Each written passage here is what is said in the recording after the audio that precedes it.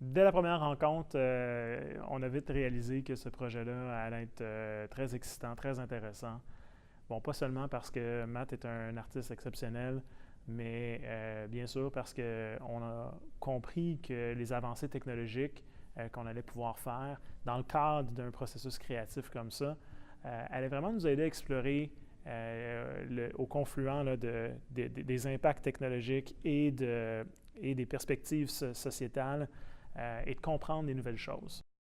Avec la collaboration de C2, mais aussi de beaucoup de participants à C2, on a capturé plusieurs personnes qui ont créé des empreintes dans l'argile, qu'on a par la suite numérisées, et on a enseigné à notre modèle ce que ça voulait dire de retrouver l'empreinte d'une main qui modèle de l'argile.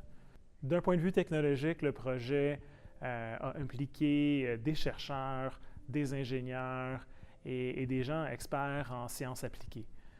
On parle d'un groupe de presque 8 personnes qui ont été, à un moment ou un autre du processus, activement requis pour être capable de compléter le travail. Donc, on parle d'ici d'un projet quand même de grande envergure. Dans l'appliqué, évidemment, les gens ne voient pas toujours les résultats intermédiaires, mais je pense que quand on a commencé à travailler, après quelques empreintes qu'on a démontrées au modèle, ils produisaient des trucs qui ressemblaient à des pommes de terre.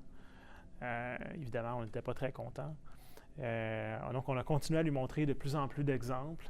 Et ce n'est qu'après des milliers d'exemples démontrés que finalement, il a été capable de bien représenter la forme de l'empreinte d'une main.